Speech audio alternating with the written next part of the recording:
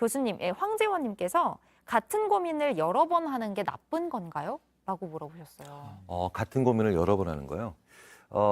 이것도 이제 인지심리학 연구들을 좀 보면 같은 고민을 여러 번 하는 게 나쁘다기보다 이 질문을 약간 좀 분해를 해보면 우리가 어떤 고민을 많이 하느냐, 자주 하느냐라고 했을 때 중요한 걸 고민한다고 생각하지만 꽤 많은 경우에 그 고민이 머릿속에서 제일 잘 돌아가서 그 고민을 많이 하는 경우가 더 많아요. 네네. 그래서 제가 대학원생 3월 2일 날 입학하고 3월 2일 날 대학원생이 첫 이제 석사 1학기 시작할 때 저한테 와서 이제 미팅할 때 보면 제일 고민이 뭐니 요새? 그러면은 저 교수님 2년 반 후에 제가 학위 받고 원하는 직장이나 원하는 진로를 개척할 수 있을까요? 제일 그 고민을 많이 해요. 예. 자주 하고. 그럼 제가 이러죠. 네가 지금 고민해야 되는 건 다음 주에 발표다.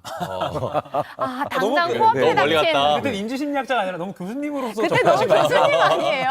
한 달 후에 과제야. 이게 되게 재밌는 게 한 달 후에 과제나 일주일 후에 발표는 아직 안 해봤어요. 첫 학기니까. 그래서 그거를 할 시간에 계속 상상을 하는 거죠. 머릿속에서 제일 잘 떠오르는 걸 고민하는 경우가 많거든요. 그래서 그래서 왜 3천만 불짜리 투자는 그 기업에서 5분의 회의가 끝났는데 결정회의가 네. 자기 그 회사 앞에 자전거 주차대 어디다 만들까를 임원들이 막 3시간 동안 회의하고 이런 경우 많거든요. 저도 차 살 때는 확 어떻게 했는데 그렇죠. 막 무슨 뭐 예를 들어서 뭐 커피 쿠폰을 뭐 살지 이런 건 막 계속 확인하게 되고 그럴 때 있거든요.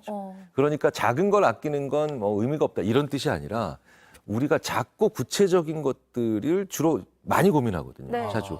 그러면 중요한 고민도 구체적으로 해야 돼요. 중요한 고민도. 그럼 여기서 다시 또 나오죠. 뭐가 구체적입니까? 잘라내서 쪼개야 구체적인 거죠. 그러니까 내가 진로를 선택한다, 직업을 선택한다라고 했을 때 면접은 그러면 예를 들어서 원서는 혹은 그 직업의 그 직업의 자기소개서는 그러니까 뭔가를 준비할 때 그다음에 첫 번째로 만나야 될 사람은 그 직업에 대한 내가 판단을 하기 위해서 그러면 전혀 다른 가중값을 가지게 돼요. 우와. 그래서 종이가 우리가 항상 종이에다가 내가 무슨 고민을 하든 그 고민을 제일 중요한 거 그래서 써야 돼요. 쓰면 몇 가지 중요한 효과가 있습니다. 첫째, 느려져요. 뭐 생각하는 네. 시간이 길어지는군요. 그렇죠. 왜 우리 기자분들께서 막 타이핑하시잖아요. 네. 타이핑하시면 제가 가끔 이렇습니다. 저는 이제 언론의 취재의 어떤 그런 룰은 잘 모르지만 같은 언론사에서 나온 두 분이 똑같이 타이핑하고 있으면 이건 아니라고 봐요. 왜냐? 그건 두 분 다 빠른 거거든요, 생각이.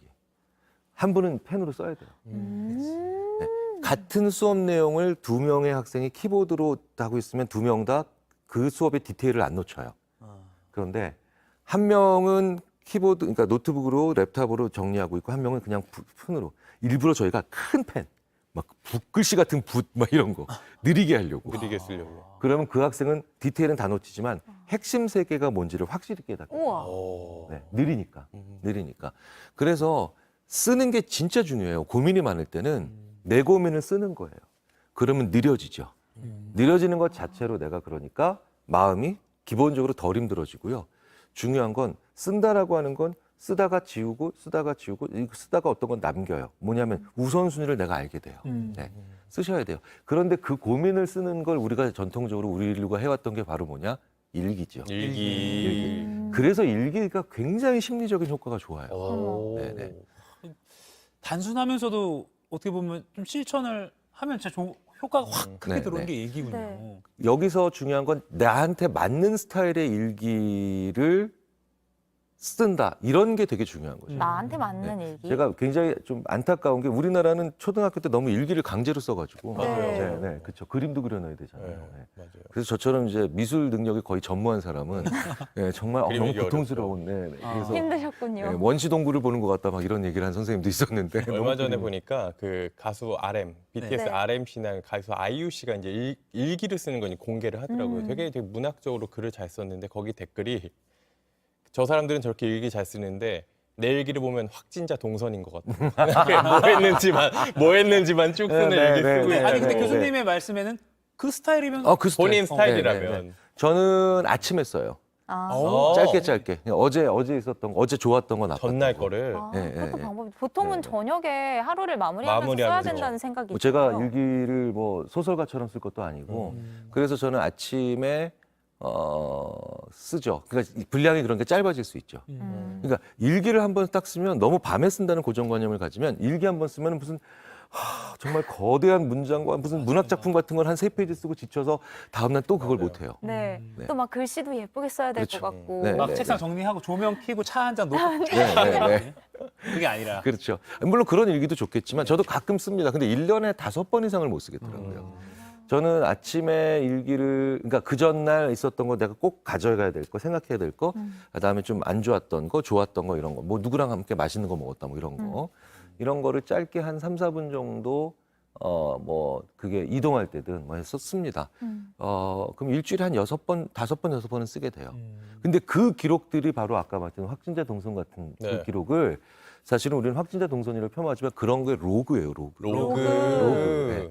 근데 로그화된 일기를 쓰는 사람들이 꽤 많고요.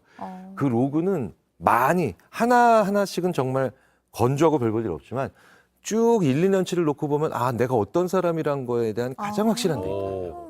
심지어는 내가 몇 시에 자야 가장 괜찮은지도 알 수 있겠다. 우와. 통계가 그렇죠? 나오겠죠. 예, 예. 통계가.